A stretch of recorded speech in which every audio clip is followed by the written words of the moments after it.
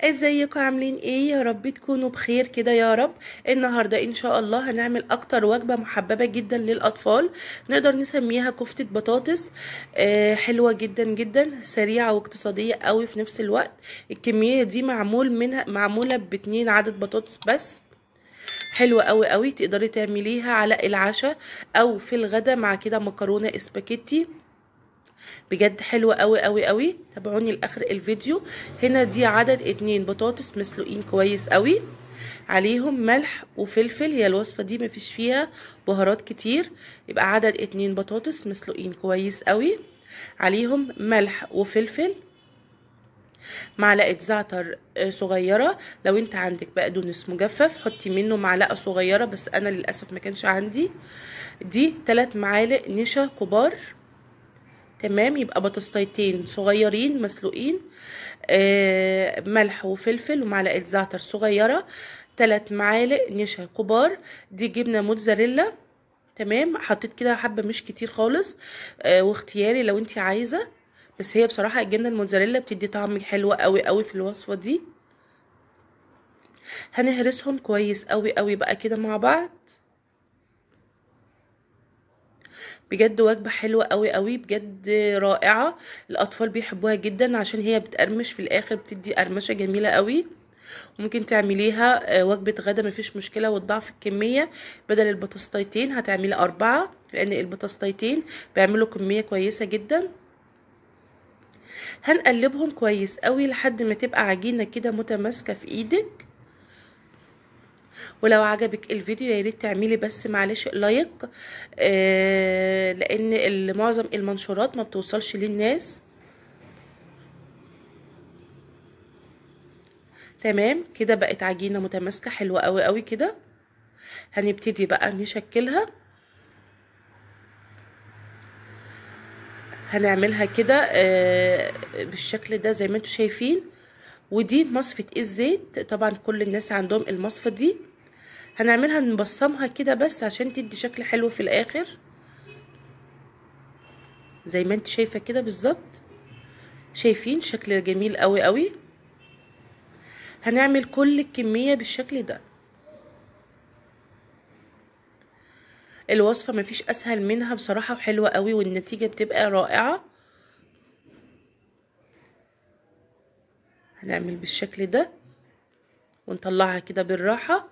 هي شكلها جميل جدا، حلوة قوي. هنعمل بقى كل الكمية بالشكل ده.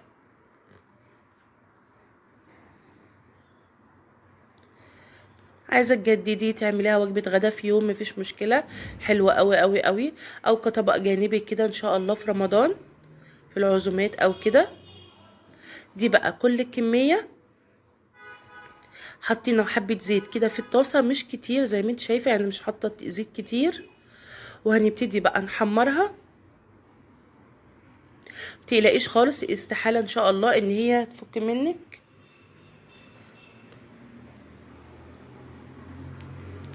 حلوة قوي كده. وما بتشربش زيت كتير، والزيت حتى بيفضل نضيف بعد ما هتخلصي قلي ليها. يعني ممكن تستعمليه في وصفة تانية مفيش مشكلة. ما تقلبيش خالص خالص الا لما تتأكدي ان هي احمرت من تحت عشان ما تفكش كده وتبوظ. هنبتدي بقى نقلب كده بالراحة، والنار على وسط، درجة حرارة وسط. ما تعليش عليها النار عشان ما تتحرقش. احنا عايزين في الاخر يبقى اللون كده حلو، وتبقى مقرمشة كده وكويسة. يعني انا مش عايزة اقولك يعني ولادي بجد حبوها جدا جدا. ما تخيلوش ان هي دي بطاطس خالص. تمام، حلو قوي اللون ده.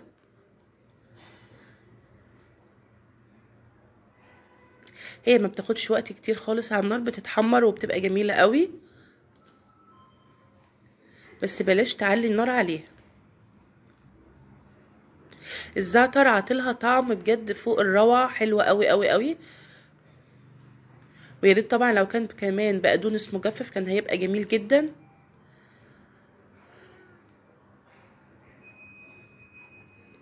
حلو قوي كده، اللون ده جميل قوي. وما شاء الله من بطاطستين بس ادت كميه كويسه قوي قوي. يعني انت لو ضاعفتي الكميه وعملتي 4 بطاطسيات هيدوا كميه جميله قوي قوي للاسره بتاعتك.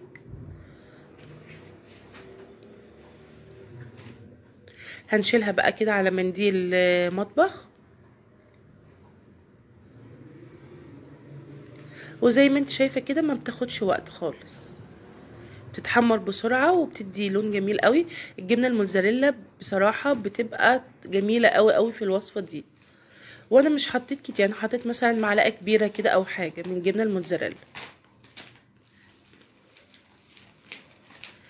حلوه قوي، شايفين اللون بتاعها جميل قوي. هنحمر بقى الكميه كلها بالشكل ده. تمام، ده بقى المنظر النهائي. بجد انا كان نفسي تسمعوا صوت القرمشه، بجد كانت رهيبه قوي. جربوها وان شاء الله هتعجبكم. معاكي في وجبه غدا او وجبه عشاء. بجد حلوه قوي قوي. هي وجبه الغدا بتبقى افضل مع مكرونه سباكيتي كده او سندوتشات. بجد روعه ما شاء الله. شايفين الكميه حلوه جدا، من بطاطستين حجم وسط عملت الكميه دي كلها. شايفين شكلها حلو ازاي، جميلة جدا جدا، مفرغة كده من جوه زي ما انت شايفة، ما فكتش معانا ولا حصل لها اي حاجة. جربيها وان شاء الله هتعجبك، وبألف هنا مع السلامة.